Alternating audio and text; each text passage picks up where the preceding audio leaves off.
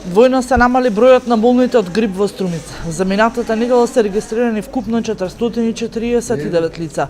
Најмногу заболени минатата недела се лицата од 15 па до 64 годишна возраст.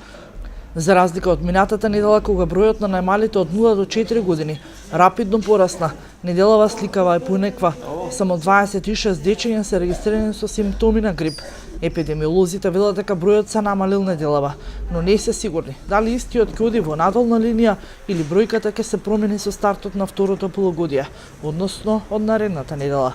Од општина Струмица денеска информираат дека по одлуката на Комисијата за заразни болести да се дезинфекцираат сите училишни згради, пред почетокот на второто полугодие се превземаат конкретни мерки. Конкретно од Оделенијето за образование во општина Струмица велат дека ги чекаат сите извештаи овие денови од училиштата за превземените мерки индивидуално. За сега потврдна информација имаме дека дезинфекција е извршена во средното општинско училиште Јане Сандовски. За останатите училишни згради се очекува да се потврди во текот на неделава.